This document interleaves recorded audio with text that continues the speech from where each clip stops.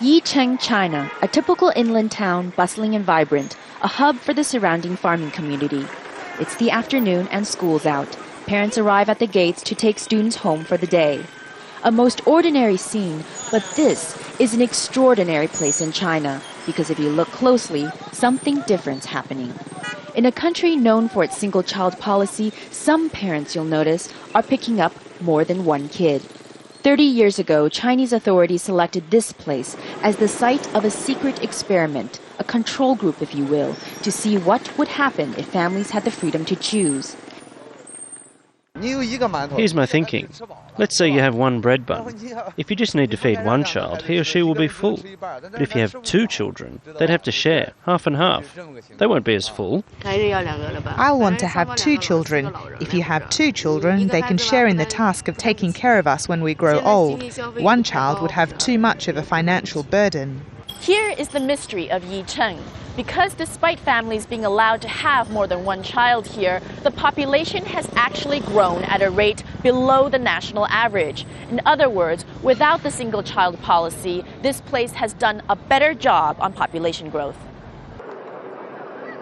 China claims its policy has prevented the birth of an extra 400 million people, that the population today would be 1.7 billion, not 1.3 billion, without its tough measures. But Yicheng challenges this claim. Many population experts have come here over the last few years to investigate. They advocate going nationwide with our two-child policy. On the outskirts of town, Zhao Na is one mother who opted for two children. She herself grew up with a sister and believes the companionship and love between siblings reap huge rewards. She's got a theory why Yicheng's population has grown below the national average. If you let people have children, they start thinking more and decide not to have as many. And in places that restrict reproduction, you actually see a higher birth rate. They want what they can't have. I think we are forward-thinking here.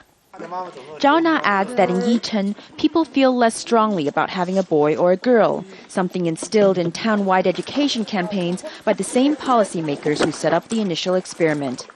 That's the other success of Yicheng, a correct natural ratio of boys to girls, none of the gender imbalances the rest of the country has seen. Nationwide change to the country's family planning policy will take years. Officials come out every so often to say the policy deserves an amendment, but nothing ever comes of it. In the meantime, parents continue to be limited to their precious one, and can only wait to see if the government will ever let go of the one-child policy. Melissa Chan, Al Jazeera, Shanxi Province, China.